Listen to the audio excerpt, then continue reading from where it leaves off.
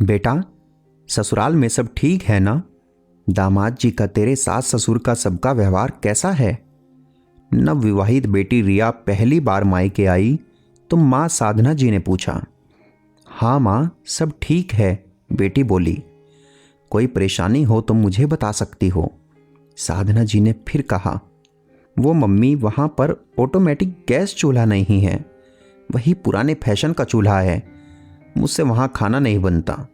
Mummy जी से बोला था, वो बोली भी जल्दी दूसरा मंगा देगी, पर तब तक परेशानी झेलनी होगी, रिया मुंह बनाते हुए बोली।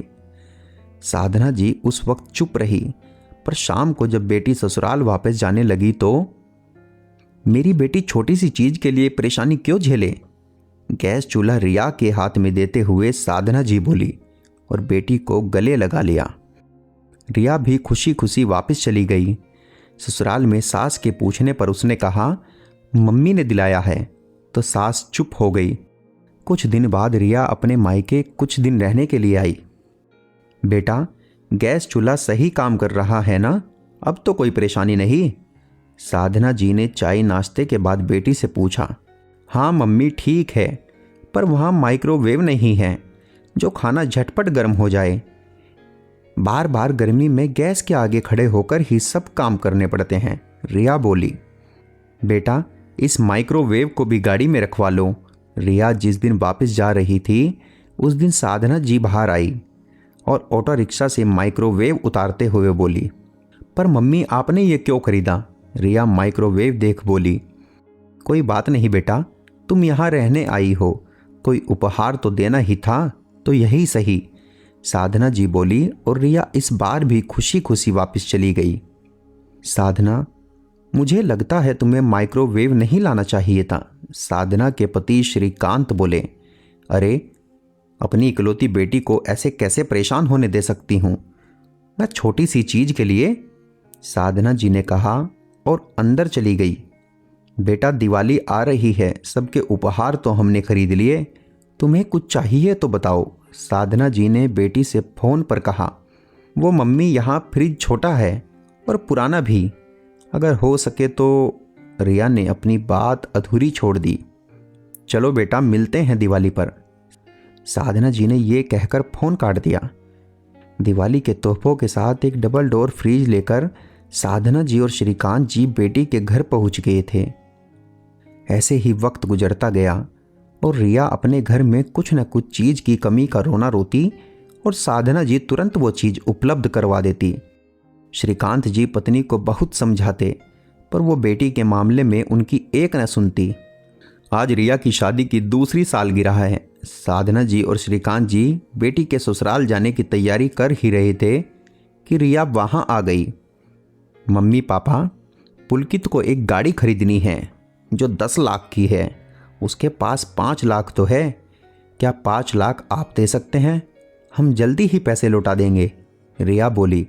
पर बेटा, गाड़ी तो हमने दी थी तुम्हारी शादी में, फिर अब दूसरी क्यों? श्रीकांत जी बोले। पापा, वो तो सस्ती वाली है, पुलकित को लेटेस्ट मॉडल लेना है, रिया चहकते हुए बोली। लेकिन बेटा, इतनी बड़ी रकम का इंतजाम तो मुश्किल है, 40-50 हजार की बात होती तो अलग बात थी, अब तुम्हारे पापा रिटायर हो गए हैं, साधना जी ने कहा। रिया नाराज हो घर से चली गई। उसे लगा उसके मम्मी पापा पैसे नहीं देना चाह रहे। पापा को रिटायरमेंट का पैसा तो मिला होगा, जबकि वो नहीं जानती थी रिटायरमेंट के पैसे उसकी शादी के कर्ज में चले गए हैं। रिया बेटा, तुम वापस क्यों आ गई हो? सब ठीक तो है?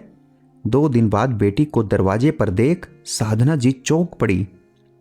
वो मम्मी, पुलकित नाराज है, बोलते हैं गाड़ी में तुम भी तो घूमोगी, आधे पैसे का जुगाड़ मैंने कर लिया, आधे तुम नहीं ला सकती क्या? अपने माँ बाप से वैसे तो वो तुम्हारी सहूलियत को हर चीज़ देते थे, आज मैंने बोला तो नखरे दिखा रहे हैं, अपने घर जाओ और पैसे लेकर लौटना, रिया ने रोते हुए सारी बात बताई।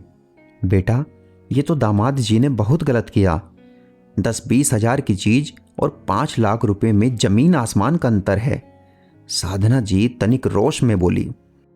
पर मम्मी, वो बाद में लौटा देंगे ना, आप प्लीज अभी दे दो पैसा, रिया बोली। सब तो तुम्हारी शादी के कर्ज चुकाने में ख़त्म हो गया। हम खुद अपना गुजारा पेंशन से कर रहे हैं। मैं अभी दामाद जी से बात करता हूँ इस बारे में। श्रीकांत जी वहाँ आकर बोले और दामाद को फ़ोन लगाया, पर उसने उठाया नहीं। कई बार कोशिश करने पर भी फ़ोन नहीं उठा। पापा वो नाराज़ हैं, अगर पैसे नहीं मिले तो वो मुझे घर में नहीं घुसने देंगे, रिया रोते हुए बोली। साधना जी और श्रीकांत जी ने बेटी को दिलासा दिया और शाम को बेटी को लेकर उसके ससुराल पहुँचे, पर वहाँ ताला लगा था। रिया की सास तो बेटे के पास गांव गई हुई थी और पुलकित ऑफिस के काम से दूसरे शहर गया था। घर वापस आकर रिया अपने कमरे में जाकर रोने लगी, क्योंकि पुलकित ने उसे शहर से बाहर जाने का नहीं बताया था और अब वो फ़ोन भी नहीं उठा रहा था। काफ़ी दिन बीत गए, पर पुलकित ने उसे फ़ोन नहीं किया। उसे ऐसा लग रहा था वो अकेली है, उसका कोई नहीं है, क्योंकि पति ने पैसों के लिए उसकी सुध नहीं ली। उसे लगता था माँ बाप पैसा नहीं देना चाहते। साधना, ये सब तुम्हारा किया धरा है।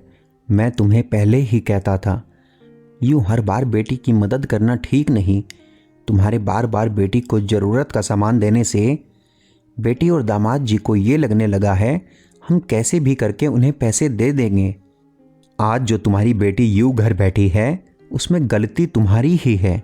क्या हो जाता अगर वो साधारण चूल्हा इस्तेमाल करती, छोटा फ्रिज इस्तेमाल करती या बाकी चीज़ें ना इस्तेमाल करती। श्रीकांत जी पत्नी से गुस्से में बोले। सही कहा आपने, मुझे लगा था मैं अपनी इकलौती बेटी की मदद कर रही हूँ, पर नहीं जानती थी मैं तो उसे पंगु बना रही हूँ। बहुत बड़ी गलती हो गई मुझसे, पर अब इसे किसी तरह सुधारिए। साधना जी दुखी हो बोली। चलते हैं कल समधन जी के पास, मुझे यकीन है वो पुलकित को जरूर समझाएगी, श्रीकांत जी बोले। अगले दिन सुबह ही वो रिया को लेकर पुलकित के भाई के घर चले गए। वहाँ रिया की सास से बात हुई। उन्हें नहीं पता था रिया को पुलकित ने मायके भेज दिया है।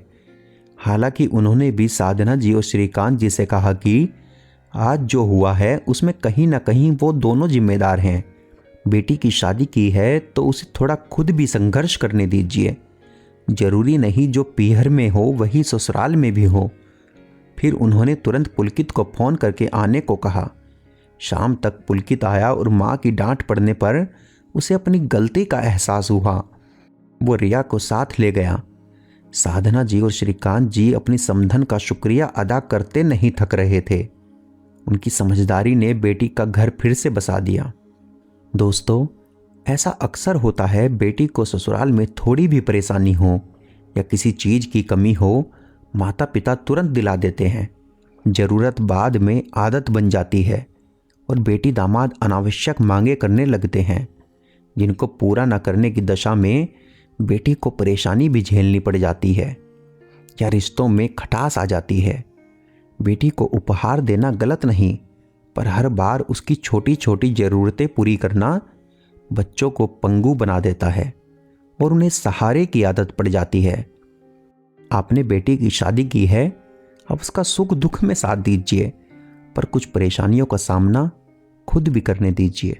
अगर आपको हमारी कहानी पसंद आ रही है तो कहानी को लाइक व शेयर करें और हमें कमेंट करके बताएं कि आपको कहानी कैसी लगी, और हमारे YouTube चैनल को सब्सक्राइब करना बिल्कुल भी न भूलें।